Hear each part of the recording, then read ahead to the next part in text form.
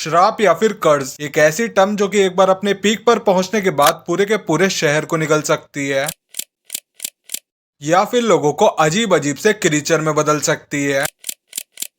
But आज की हमारी कहानी इन सभी चीजों को एकदम एक्सट्रीम लेवल पर दिखाती है। वेल हेलो फैमिली, मेरा नाम है निखिल एंड गाइस तुम्हारा बहुत बहुत स्वागत है जुंजीतो द्वारा लिखित द चिल मांगा के अंदर। एंड गाइस आज की इस वीडियो में मैं तुमसे सिर्फ और सिर्फ एक ही बात बोलूंगा, ये मांगा मेरी अब तक की पढ़ी हुई बेस्ट हॉरर वन शॉट मांगास में से एक है। एंड हाँ, अब बिना किसी देरी के स्टार्ट करते हैं।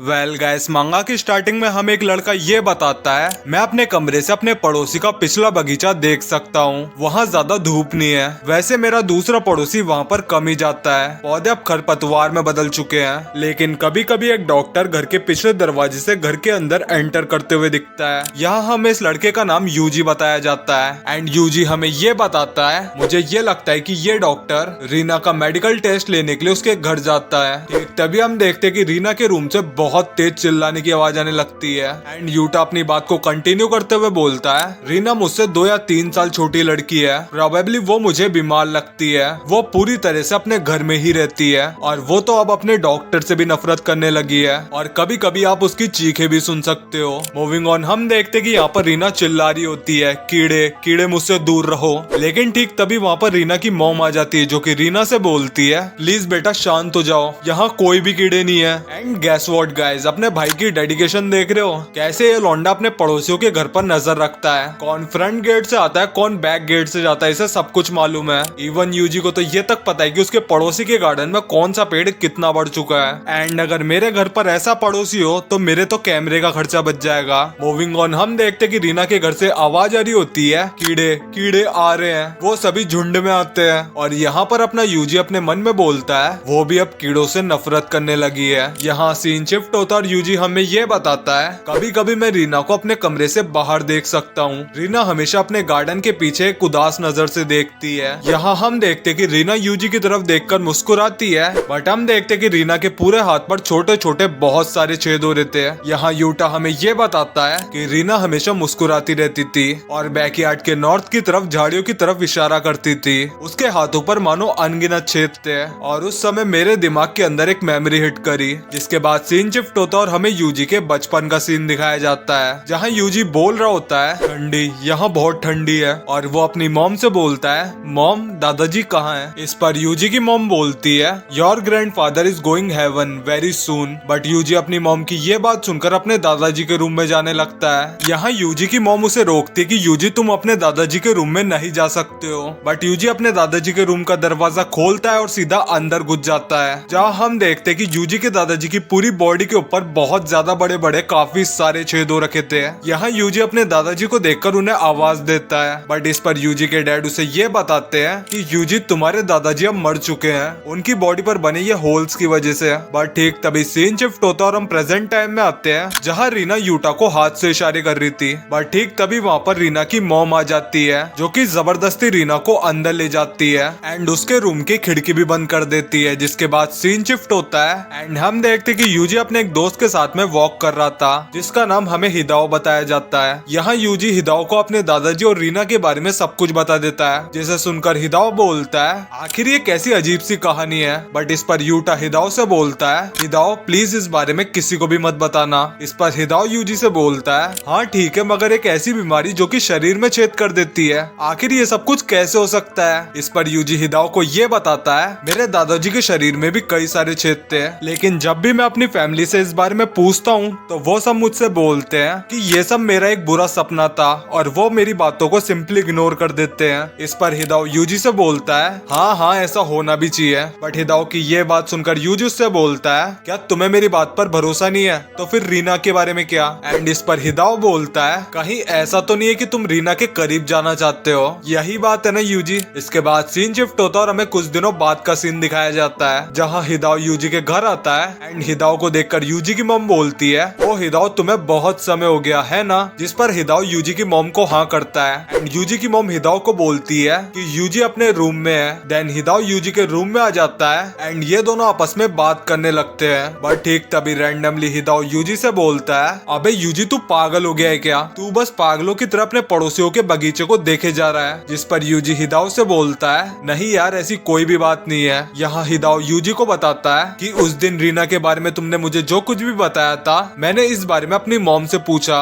बट यूजी गुस्से में हिदाओ से बोलता है, साले मैंने तुझसे कहा था ना कि ये बात एक सीक्रेट है। बट हिदाओ यूजी से बोलता है, अबे साले मेरी बात तो सुन ले, मेरी मॉम को रीना के बारे में पता है, क्योंकि जिस समय रीना पैदा हुई थी उस समय मेरी मॉम एक नर्स थी। उन्होंने रीना के बारे में मुझे सब कुछ बताया। बट ये एक बहुत डरावनी कहानी है और मेरी मॉम ने इस कहानी को किसी को भी बताने से मना किया है, लेकिन मैं इस बारे में तुम्हें बताने जा रहा हूँ। यहाँ हिदाओ यूजी को ये बताता है, जब रीना का जन्म हुआ था तो वो बिल्कुल भी नहीं रोई। बहुत ज्यादा समय बीत गया बट उसने सांस भी नहीं ली। आमतौर पर इसका मतलब मौत होता है, बट शी इज अलाइव। और फिर धीरे धीरे 2 या 3 दिन बाद ये छेद उसकी बॉडी का एक पार्ट बन गए। और दूसरी तरफ मेरी माँ को मजाक करना पसंद है और उन्होंने मुझसे कहा कि वो सिर्फ मजाक कर रही थी। ओ यहाँ पर कितनी सारी ओल्ड फैशन बुक है। इस पर यूजी हिदाओ को बताता है कि ये बुक मेरे दादाजी की है। ये सभी बुक उनके कमरे में थी, लेकिन मेरे दादाजी की मौत के बाद मेरे डैड को मेरे दादाजी की सभी बुक फेंकने का बहुत ज्यादा दुख हो रहा था, इसलिए फिर मैं इन बुक्स को अपने रूम में ले आया। बट तभी हम देखते कि हिदाओ को उन सभी किताबों के बीच में एक डायरी मिलती है और हिदाओ यूजी से बोलता है कि क्या ये डायरी तुम्हारे दादाजी की है। इस पर यूजी बोलता है, एक डायरी, मैंने इस पर कभी भी गौर नहीं किया था। बट हिदाओ उस डायरी को देखकर बहुत ज्यादा एक्साइटेड हो जाता है और वो यूजी से बोलता है कि क्या हमारे लिए इस डायरी को पढ़ना ठीक रहेगा। वैसे मुझे इस तरीके के पुराने डॉक्यूमेंट्स को पढ़ना बहुत ज्यादा पसंद है। इस पर यूजी हिदाओ से बोलता है, वास्तव में नहीं, ये पुराना दस्तावेज या और कुछ है। यहाँ हिदाओ यूजी से बोलता है, लेकिन अगर हम इस डायरी को पढ़े तो हमें पता चल जाएगा कि आखिरकार तुम्हारे दादाजी की मौत कैसे हुई थी। हालांकि हम नहीं जानते कि ये कब की है। बट ठीक तभी यूजी बोलता है, पावर तालवेज, उन्होंने क्या लिखा था। बट हिदाओ यूजी को शांत रहने के लिए बोलता है और वो उसे ये बताता है, मुझे ऐसा लगता है कि ये पार्ट तब लिखा गया था जब वो बस मरने ही वाले थे। और जैसे ही वो दोनों नेक्स्ट पेज को पलटते हैं तो उसके अंदर एक ककून होता है। ककून बोले तो बेसिकली जिसके अंदर से बटरफ्लाई निकलती है वो। यहाँ उस डायरी के अंदर यूजी के ग्रैंडफादर बताते हैं कि आज एक मिस्टीरियस आदमी मुझसे मिलने के लिए आया। ये मेरा दोस्त योनुजू था जो कि आज से 30 साल पहले वॉर से था। हमने हमारे पुराने टाइम को याद किया और हमने बहुत ज्यादा एंजॉय भी किया। हालांकि उसकी प्रेजेंस बहुत ज्यादा अजीब सी थी। मुझे उसकी हालत बहुत ज्यादा खराब लग रही थी। बिल्कुल भी सर्दी नहीं थी, फिर भी उसने बहुत मोटा कोट पहन रखा था। यहाँ तक कि उसने घर के अंदर भी अपना कोट नहीं निकाला। लेकिन योनुजू ने मुझे बहुत ज्यादा अनएक्सपेक्टेड चीज दिखाई, एक curve of the light green Z. Hindi में बोलूं तो हल्के जेड कलर का एक नक्काशीदार ब्लॉक। हाँ मैं जानता हूँ कि तुम्हें घंटा कुछ समझ में नहीं आया। मूविंग ऑन, यूजी का दादा हमें ये बताता है उसे योशिमुरा सेना के एक मेंबर ने वॉर के दौरान जावा पहाड़ में पाया था। ये एक अजीब सी मूर्ति थी। मुझे ये बहुत ज्यादा अच्छी तरीके से याद है कि योनुजू ने इसे क्यूरो की एक दुकान से बहुत ज्यादा ऊंची कीमत पर खरीदा था।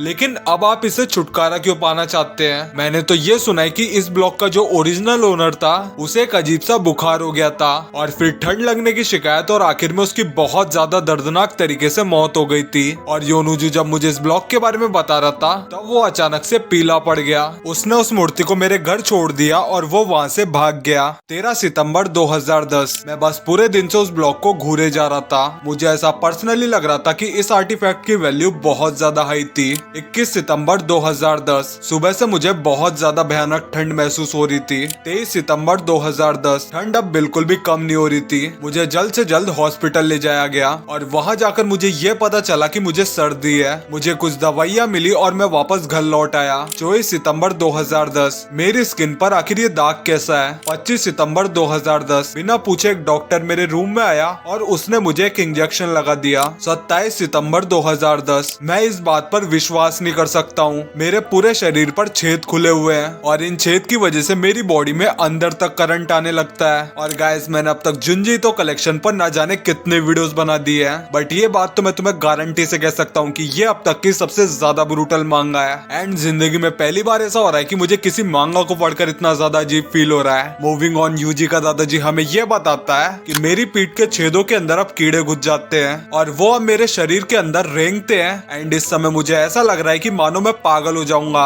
1 अक्टूबर 2010। अब बहुत सारे कीड़े तलवार लेकर अंदर आ गए हैं। मैं हेल्यूसिनेशन से अब घिर चुका हूँ। ये सभी कीड़े बिल्कुल उस मूर्ति की तरह दिख रहे हैं। मेरी फिजिकल एनर्जी भी अब बहुत ज्यादा कम हो चुकी है और ये छेद अब कई ज्यादा गुना बड़े हो चुके हैं। ये एक कर्ज है, इस मूर्ति का कर्ज। हर आदमी जो कि इस मूर्ति का मालिक है वो इस कर्ज का शिकार होगा। मैं जितनी भी ताकत जुटा सकता था मैंने उतनी ताकत जुटाकर अपनी खिड़की से बाहर इस मूर्ति को फेंक दिया, बट अनफॉर्चुनेटली वो मूर्ति मेरे पड़ोसी के बैकयार्ड में गिर गई, यानी कि रीना के बैकयार्ड में। And I hope the curse don't fall on to you. But मेरा बेटा और उसकी पत्नी मुझे अपने पोते से मिलने नहीं देती। दोपहर में हमेशा की तरह मेरा डॉक्टर आया, भले ही मैं उसके नेचर के बारे में कुछ भी नहीं जानता। हालांकि मुझे ऐसा लगता है कि वो जेड़ की मूर्ति के बारे में जरूर कुछ न कुछ जानता है। शायद वो उस मूर्ति को चाहता है। यहाँ हम देखते कि उस डायरी के आगे के पढ़ने बिल्कुल भी पढ़ने लायक नहीं होते हैं। यहाँ अपना यूजी हिदाओ से बोलता है, मैं ये जानता था कि मेरी मेमोरी रियल थी। मेरे मॉम और डैड भी ये जानते थे, लेकिन फिर भी वो आखिर चुप रहे। और तभी यूजी अपनी खिड़की से बाहर रीना के रूम की तरफ देखते हुए बोलता है, तो रीना उस मूर्ति के कर्ज से सफर कर रही है। इस पर हिदाओ यूजी से बोलता है, अगर ये बात सच भी है तब भी मुझे इस बात पर विश्वास नहीं हो रहा। ठीक तभी हम देखते कि रीना अपने रूम की खिड़की को ओपन कर देती है एंड वो बाहर गार्डन की तरफ देखने लगती है। एंड ठीक तभी रीना उन दोनों की तरफ देखती है और रीना को देखकर हिदाओ बोलता है कि क्या यही वो लड़की रीना है। यहाँ रीना हंसते हुए अगेन उन दोनों को नॉर्थ की तरफ इशारा करती है, जिसे देखकर वो दोनों कंफ्यूज हो जाते हैं। यहाँ हिदाओ यूजी से बोलता है, ये लड़की सच में बहुत ज्यादा अजीब है। यूजी, मैं यहाँ से घर वापस जा रहा हूँ, तुम्हारे कमरे में बहुत ज्यादा ठंड है, कहीं ऐसा तो नहीं। हम देखते कि हिदाओ हंसते हुए उसके रूम से चला जाता है, बट रीना अभी भी हंसते हुए यूजी को उधर की तरफ इशारा कर रही थी। ठीक इसके थोड़ी देर बाद जब रीना के बैकयार्ड में कोई भी नहीं देख रहा था, तब अपना यूजी चुपचाप रीना के बैकयार्ड में चला जाता है और जिस तरफ रीना ने इशारा करा था यूजी उस दिशा के अंदर उस जेड़ की मूर्ति को ढूंढने लगता है। बट काफी देर ढूंढने के बाद भी यूजी को कुछ भी नहीं मिलता,